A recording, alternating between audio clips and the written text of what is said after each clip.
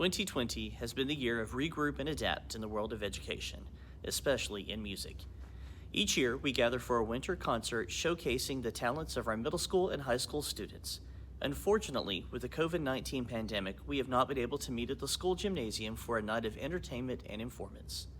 To help give you an idea of what we've been doing in our rehearsals, we have created a video to show what we have been doing to make band as close to normal as possible while being COVID-19 aware. You will see that we have masks on and we have many of our instruments with covers over certain parts of the instruments.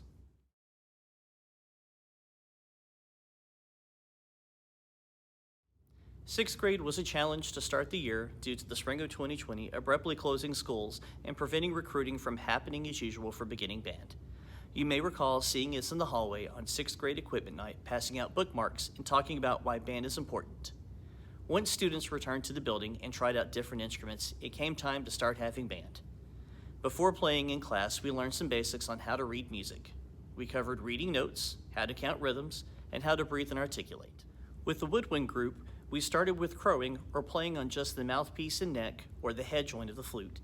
The idea is if students can match the director's pitch on just the mouthpiece or head joint, the majority of the work has been done with embouchure and the tongue placement, making it easier for students to play the full instrument.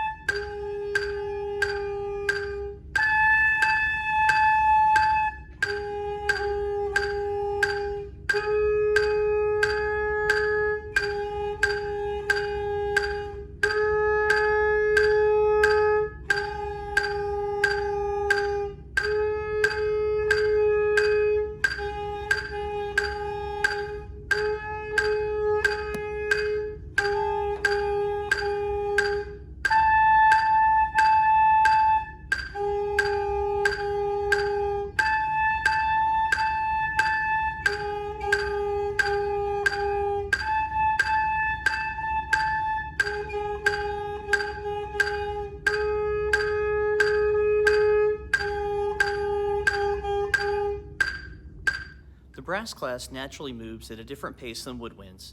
This is because, generally speaking, with woodwinds, as long as your face is set and your hand position is correct, you're almost guaranteed to have the right note. Brass, however, must learn how to control their embouchure differently so they can buzz or vibrate their lips at a certain pitch. A buzz is similar to the sound of blowing a raspberry. We start with identifying how to make a low, middle, and high buzz based on the student's natural ability. Once we can establish 3 different buzzes, we mesh them together to imitate a police siren. After the students are comfortable, we then assemble the full instrument and begin to learn how to control our air, our buzz stream, and our breath support. All right, here we go, buzzing. Going with low buzzes first. Me 4, you 4.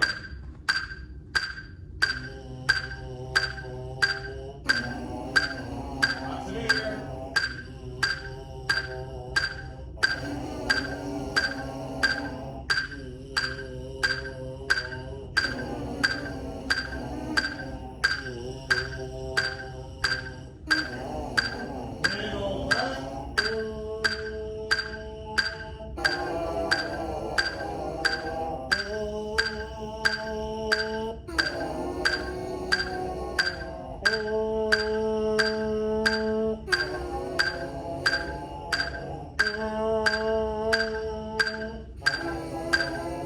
High buzz.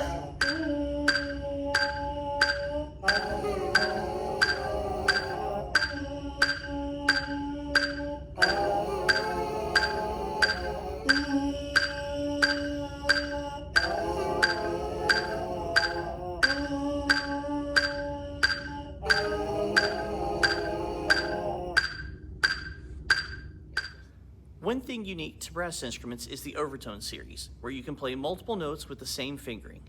This is why we move at a different pace with the brass than we do with the woodwinds. Eventually, the disparity between the two groups evens out, and the woodwinds and brass move concurrently alongside each other through the curriculum.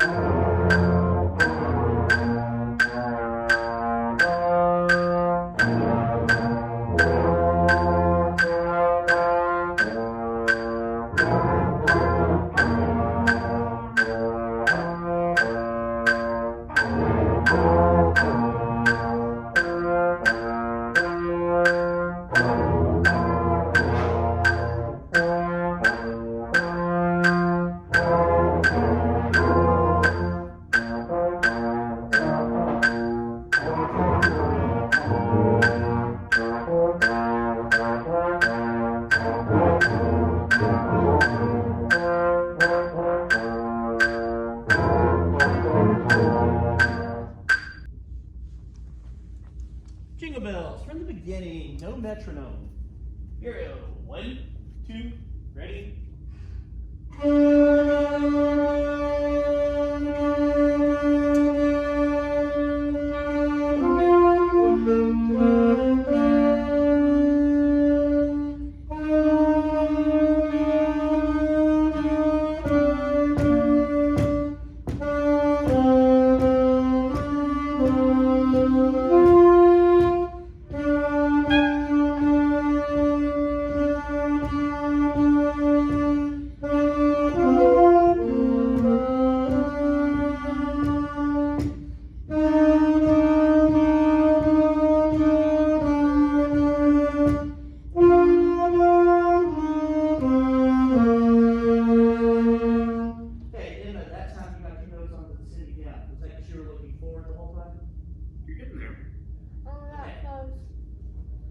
Ethan, what happened in the first two measures?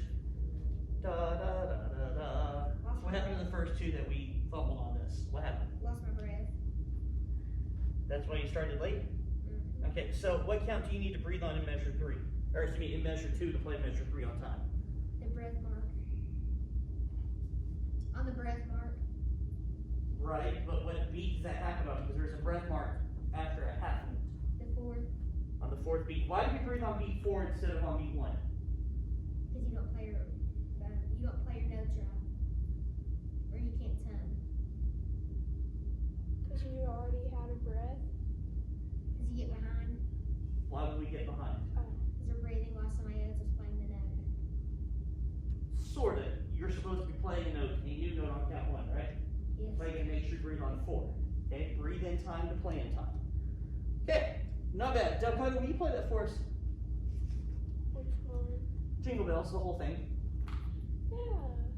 The other two, I would like you to finger along as she does this.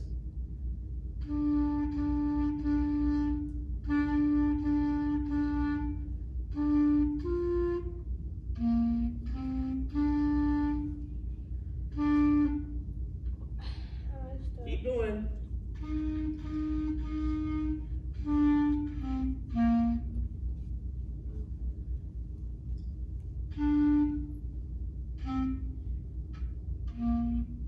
I messed up a lot. Okay, so let's talk about just the first 4 measures, because you've got the notes for that. You've got your fingers and notes. I'm going to play it, and you tell me what's one thing that I need to make sure I correct. Okay? You're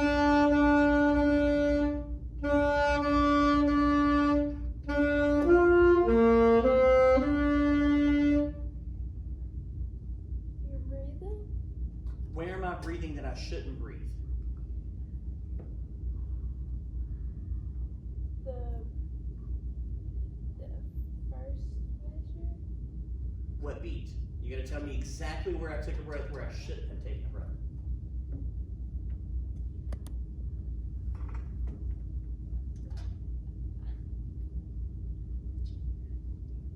Where it's not marked? Okay, but what beat did I take a breath on? Do you need to play it again so you can figure it out? Yeah. Okay, make sure you're counting as I play so you can find it, okay? Alright, here we go. The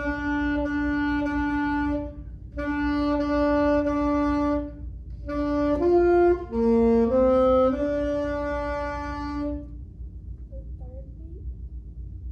You agree with her, Emma? Could you hear her? No. Yell it at her. Breathing on the fourth beat.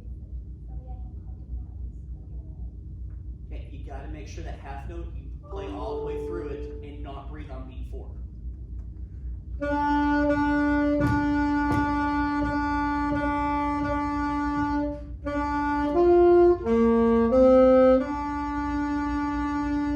Quick question. Take a look into the wall on your right. From the left to the right with those posters is importance. Tone is the most important. We're not even messing with style with you guys yet, okay? You want to be in the blue on everything, meaning a 5. That's the top score you can get in each one. So the most important thing you can do is your tone. So as we play this, I want you to listen to yourself, and are you making a good sound on your instruments? Does it sound like a saxophone? Does it sound like a flute with a good sound? Does it sound like a clarinet? The next one is pitches or the notes, okay? Because I'm going to ask you to tell me where do you think you fell and why. And then we're going to do rhythm and tempo, okay? We know what rhythm and tempo is, right? What's tempo? Speed, okay? Are you keeping the same speed? Is it speeding up? Is it slowing down? Okay, here we go. Rhythm and tempo. Or sorry, line 38, pay attention to tone, notes, rhythms, and tempo. Here we go, all the jingle bells. 2, ready.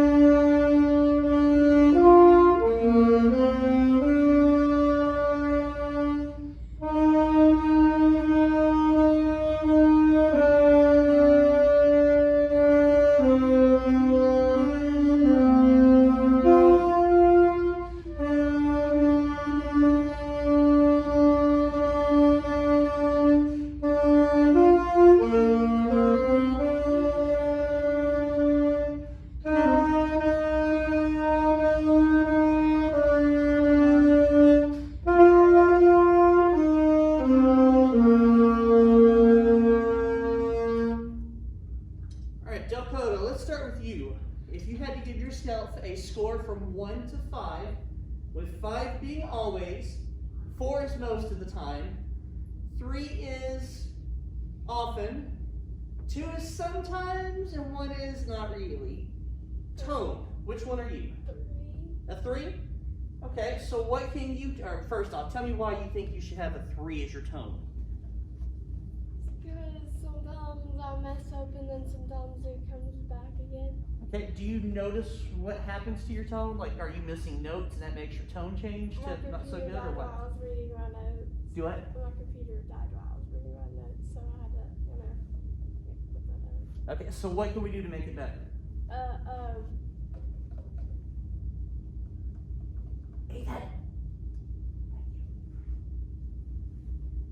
Work on them. Work on, Like, my notes. like being able to identify them? Yeah. Okay, do you remember that assignment on musictheory.net? Are you doing that at home just for fun? No. You need to, that's gonna help you so much. There's a reason why we gave that to you. And it's free. Okay, so let's look at notes then. Same thing with 1, 2, 3, 4, 5. Where do you think you fall? 2. Why is that? Because I know like 4 of my notes. Well, you only have 5 notes you have to know, 5 note names. Well, then 3 of my notes. Okay. Musictheory.net is going to help fix that, okay? All right, what about tempo and rhythm? You can take the clarinet out of your mouth while you're talking. Oh. Yeah. Well, that's good for it. I'm gonna give that a 2. On both of them? Yeah. 1. Well, okay, I can understand why you would say that. I wouldn't say a 1. But tempo and rhythm are going to be affected by if you know your notes. Okay, so if you can't identify the pitch fast or quickly in rhythm and in tempo, those two are never going to happen. Okay? Okay? Okay. All right. Let's just- All right, so we had a small problem as we got further into this. As your muscles begin to fatigue in your face, what happened to our tone quality? It went down. Yeah. Right, take a look to the right. Okay, these posters on the wall, we've really not explained what any of that stuff means, correct? Okay, I have arranged them from most important on the far left to the higher order stuff that we'll get to later this year and into 7th and 8th grade and on through high school. Okay? Style is where we have to learn how to, after you learn how to play the instrument a little bit more. Okay? So what is the most important thing that we can do as a musician? Have good. Kylie, what? Or Kaylee, sorry. Have good time. Yeah, play with a good tone. Do you remember the beginning of the year I said just because you're a beginner doesn't mean that you have to play with the bad sound? Do you remember me saying that? Okay. Even the professionals play wrong notes. They play wrong accidentals. They play wrong articulations. The thing that keeps them in their job and what got them in there more than anything is that very first category. Okay? All right, the next most important thing is what? pitches. That's not curveballs, sliders, or fastball. Then we have rhythms and tempo. Tempo means what? Thanks for raising your hand, by the way, sir. The pace. The pace or the speed. Okay? Alright, so let's go back to tone. If you, on yourself, in your own assessments of how you did it yourself, scoring from a 1, 2, 3, 4, or 5, 5 being always, 4 being most of the time, 3 being often, 2 is sometimes, and 1 is not really. What was your tone? Right, so if you feel comfortable sharing that with us, then raise your hand. Joe, where do you think you are on tone? 4. Okay, I'd agree with that one. Now, why do you think you should have a 4 on that? Because I mostly stay with the beat and I mostly. We're not talking about beat, we're talking about the sound you made. Because I listen to what you play and I try to recreate the sound. Okay? For the most part, yeah. Now, what can we do to make your sound a little bit darker and a warmer sound? Because we can keep these teeth more open. You're moving a good air stream. We got to open up those teeth so the air can get into the trombone. Okay? Yeah. Tanner, did you have your hand raised? Yeah. Okay. What about you? 2? Why do you think that yours is sometimes, or yes, sometimes? Because I was keeping up, but at the same time I was losing track. We're talking about the sound you made on your trumpet, not the notes, not the rhythm, and not the tempo. So that you sound like a good characteristic sound of a trumpet. Okay, so what caused that to happen? Roll out, dude. I really wasn't paying that much attention. Okay, so that brings us to another good point. Everyone look on the back wall of the door that goes to Mr. Coakley's office. What's the poster that's on there? What does it say? Listen. Now there's a little quote that is on there. Joe, would you go back there and read that quote that's on that poster for us? The most important thing I look for in a musician is if he knows how to listen to Ellington. Okay, the most important thing he looks for in a musician is the ability to listen. Because there's so much stuff in our tradition and in our art that is not written down. That you have to learn to listen to the people around you and match and imitate them.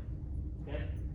So, Mr. Tanner, as we're playing this, if you started out like this, by the end of it you're going, what happened to my sound? Did it stay open or did it close up again? Okay, so do you think it closed up in my throat or my teeth? Or both?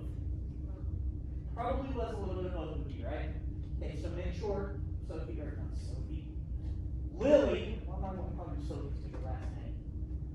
What you need to think is you need to imagine you're yawning, those back teeth are open, and there's a crack between them, and you need to imagine there's that spot on the side of your head where that hole happens when you open your jaw, and that's open just a little bit, okay? Lily, don't be afraid to blow some more air, okay? Lily, what would you give yourself on tone? Do you feel comfortable sharing that with us? Okay. Do you feel like it's closer to blue or closer to red? Let's go with that. Okay. What can we do to get it to blue? I gave you one hint.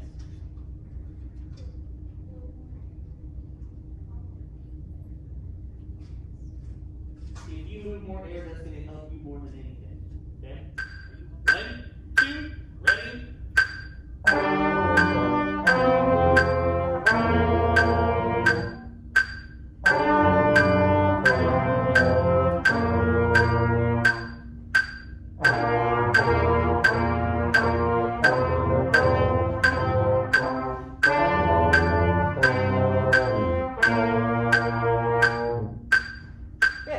Now, Maria. Okay, so when we get finished playing Mozart Melody again, I want you to have a question you're going to ask yourself about tone, pitch, rhythm, and tempo. Okay? I'm going to know what your question is going to be you're going to ask yourself. So Emma, what's your question going to be that you ask yourself about tone?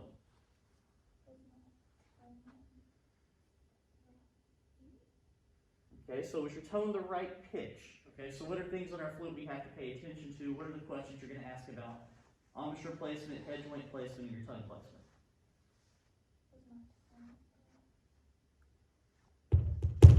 Okay. Anything else you're going to ask yourself? Does it matter where we place the head joint in the embouchure hole to affect your tone? Okay, so you need to ask yourself, what about your lip placement, the plate placement? Okay, that's a good one. It's a really good one. Ethan, what are you going to ask yourself about pitch? It was on centered the whole time. Okay. As far as playing the right notes, what are you going to ask yourself about pitch and about the notes? If I was right there, what should be. Okay. Rhythms. Emma, what are you going to ask yourself about rhythms?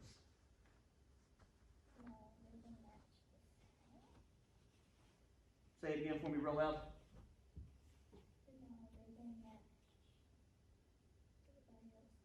Okay. Ethan, what are you going to ask yourself about rhythm? If this sound I should be playing. Okay. And tempo, Emma, what are you going to ask yourself about tempo? Ethan, what about you? My beats were on track with everybody else. Okay. All right, let's find out. Okay, we hit stop. 1, 2, ready.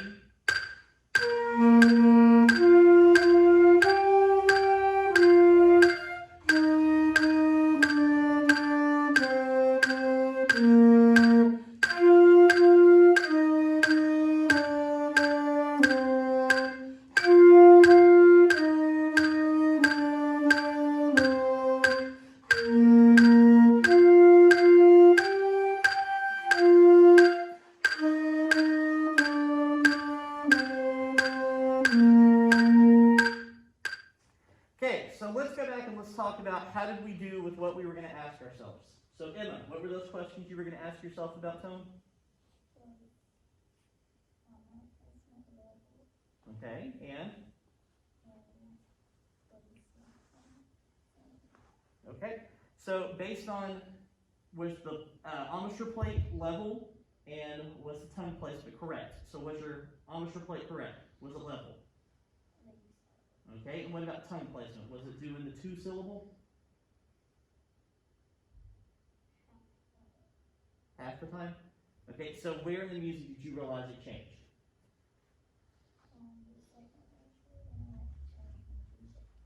Okay, did you fix it after that, after you realized what was causing the G not to come out? Okay. Ethan, what about you? What were your questions with tone? If it was centered the whole time, I couldn't centered. Okay. All right, what about pitches? Which one of y'all did I ask about the question for pitches? Emma, was it you? You don't remember. Okay. Rhythms, though, you had one for rhythms. What was your question for rhythms? Okay, so did you play the correct rhythms throughout? You think so? Are you sure? Okay, well, you can go back and look at the video if you want to. And Ethan, tempo, did you play in time? Yes. What was the question you were going to ask? If I stay in beat with everybody. Okay, and did you stay on time the whole time? Yes. Let me ask you this, did your first note happen exactly on time? No. Okay, so what did you do to fix that? I hit the other beat on top to make it look like I'd done the other beat right too. Okay, so how do we fix the first note the next time we play it? We play after that person trying to get it right the next. What do you physically have to do, though, to make sure the note starts on time? Stay in the beat. Okay, do you have to do anything about breathing at a certain time? Yes, on a breath mark. Okay, so what count would you breathe on at the very beginning to play the very first note on count 1? Beat 1. How are you going to play on beat 1 and breathe on beat 1 at the same time? Beat 8. The imaginary beat 4, okay, you have to breathe a full beat before you start playing, right? Yes. Okay, what happens if we don't breathe a full beat before we start playing?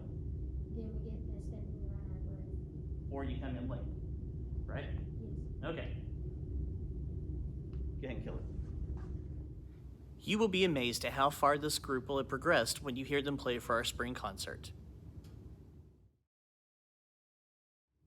When we learned we would be in middle school this year, we originally planned to have 7th and 8th grade perform as 2 separate ensembles with separate music. COVID-19 decided we needed to keep the 2 groups learning the same music this semester with the number of disruptions of students being in and out of the classroom with quarantines. After a year of turmoil in 6th grade and a rocky start this year, 7th grade finally found their groove and we are rolling along each day. Class is always an adventure. 8th grade has grown to be a group full of independent learners, more so than they were in 7th grade. This group's learned more about making music than just playing the notes on the page. From learning scales in multiple octaves to working on style and interpretation, these students are a group that challenges us to find more and more concepts to present to the class within the music we are currently studying. Christmas on the Farm, composed by Mark Williams, is a work combining the folk tune of Old MacDonald Had a Farm with Christmas carols such as Jingle Bells, Good King Wenceslas, and Deck the Hall. Listen carefully, as sometimes those Christmas songs are hidden around our farm.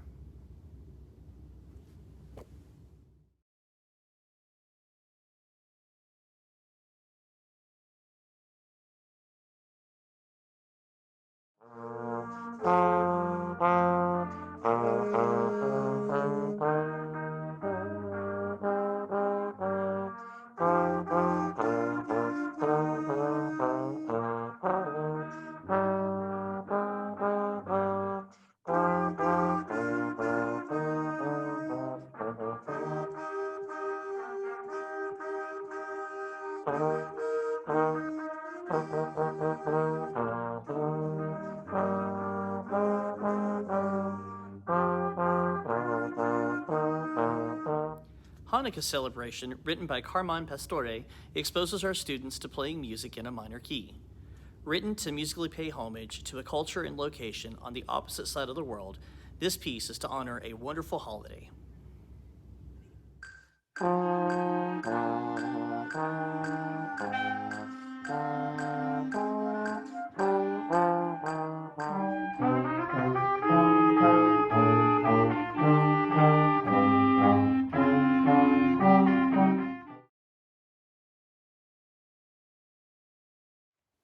High school band has been a world of topsy-turvy compared to what a normal summer and fall semester look like. Typically, we have summer rehearsals in June and band camp in July.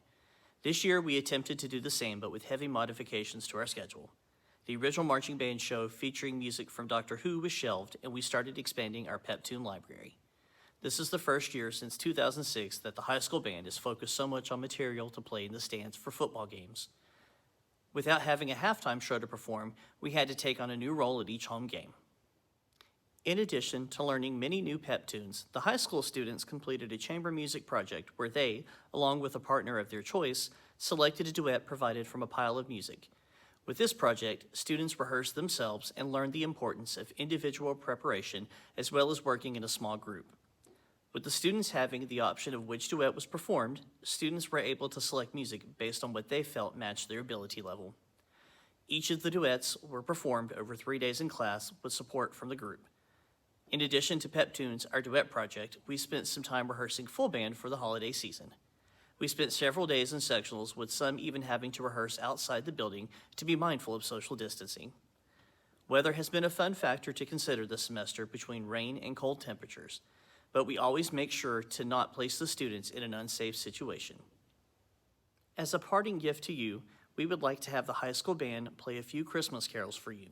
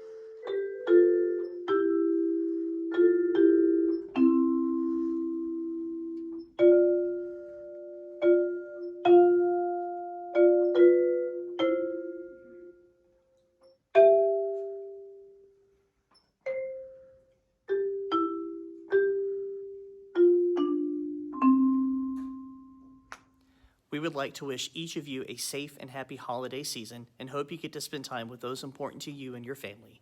Be safe, be healthy, and Merry Christmas.